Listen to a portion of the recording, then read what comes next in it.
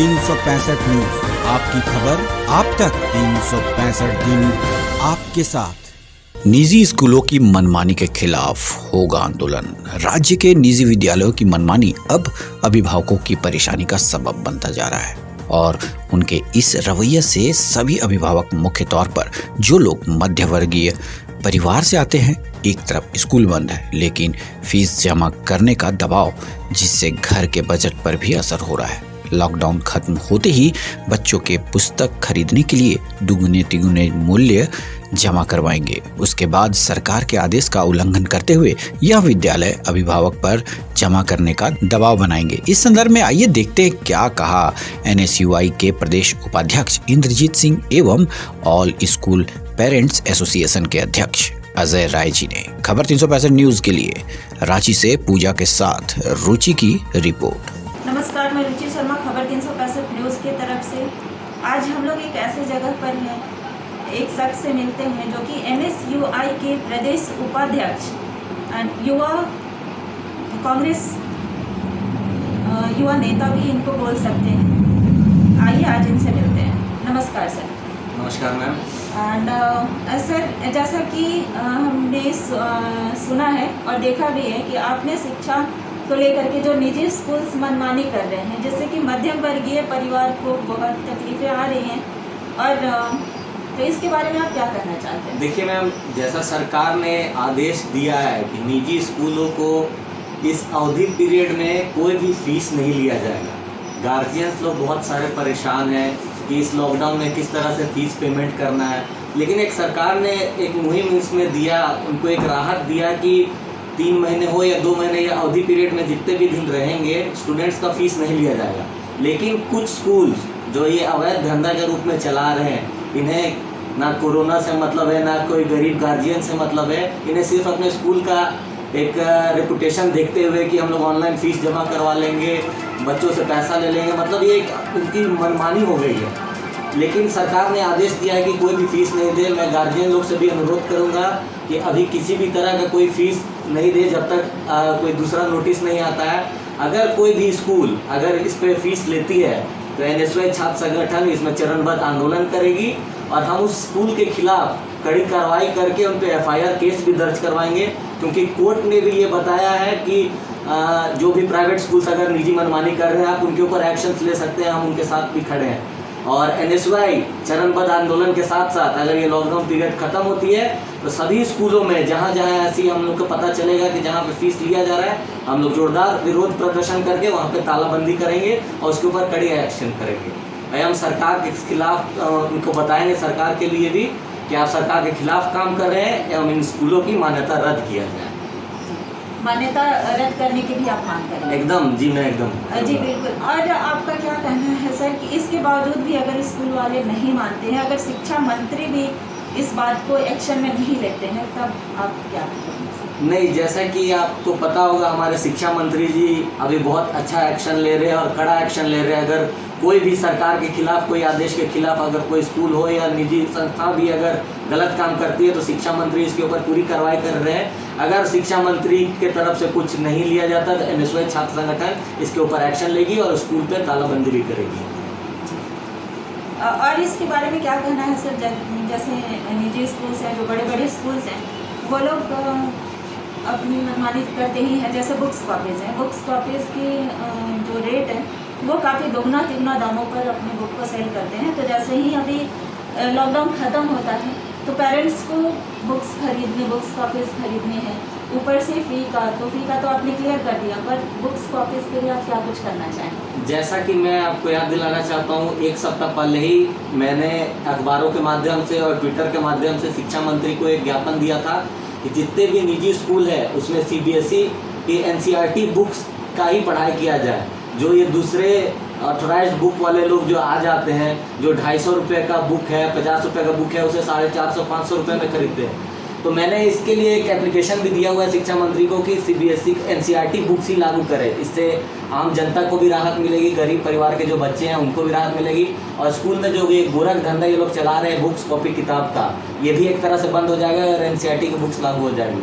और मैंने ये भी आग्रह किया है कि जो भी स्कूल्स अगर लॉकडाउन के बाद किताब कॉपी अपना बेच रहे वो निर्धारित एक दुकान पे ना बेचे, ऐसे धंधा ना बनाए। अगर आपको बेचना है तो आप 3-4 जगह पे जहाँ पे भी आपके सुविधाएं पेरेंट्स को मिलती है उन्हें बाध्य ना करें कि आपको यहीं से खरीदना है। उन्हें जो मन अपना है जहाँ से कॉपी किताब खरीदना है वहाँ से खरीदेंगे वो लोग। मेरा एक छोटा सा लास्ट सवाल है कि ये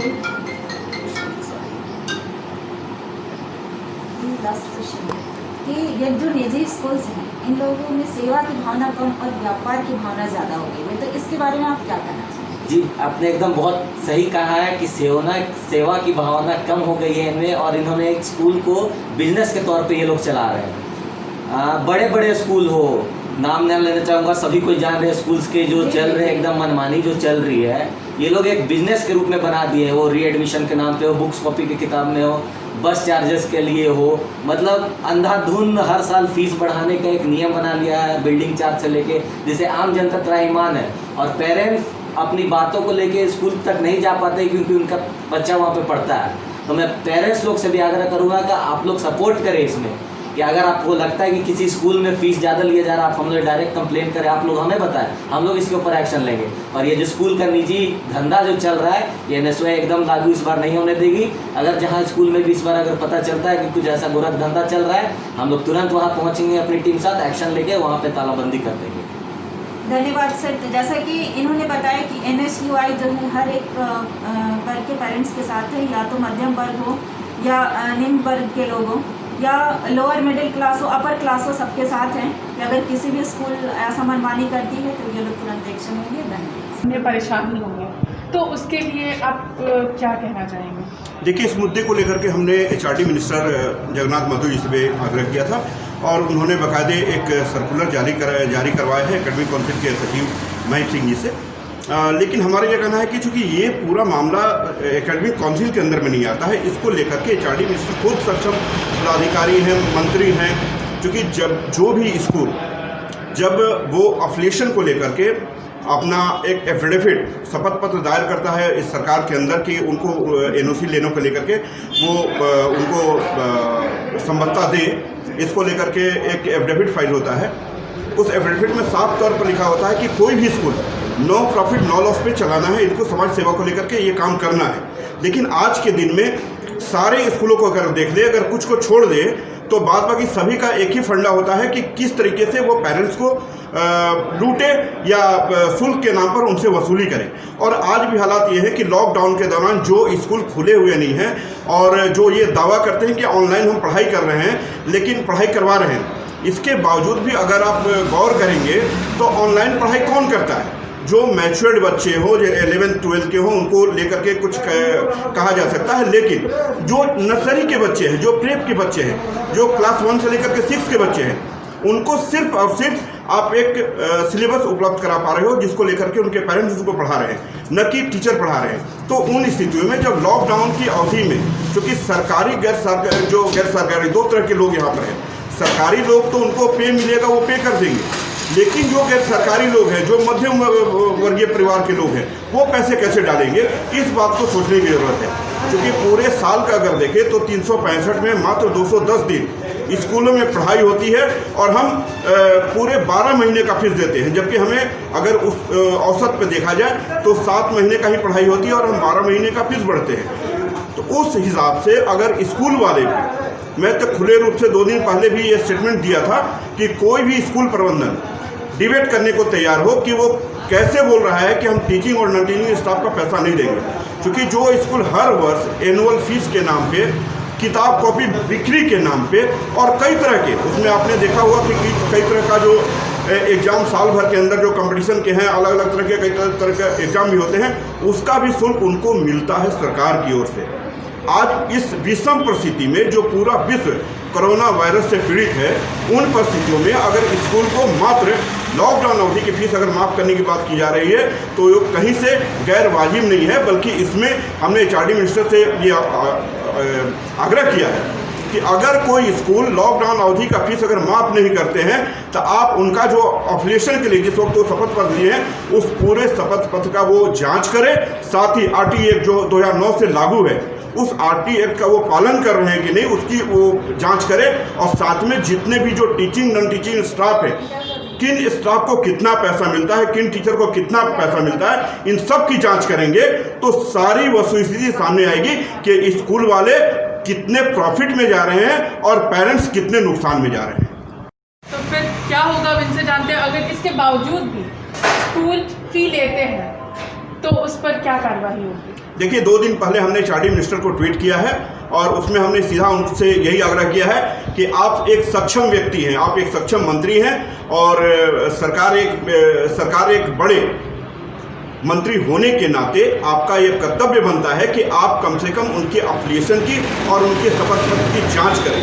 अगर ऐसा कुछ नहीं होता है और लॉकडाउन की अवधि का अगर पेरेंट्स को पैसा देना होता है तो निश्चित तौर पे all school parents association court का दरवाजा खटखटाएगी, इससे पीछे नहीं हटेगी।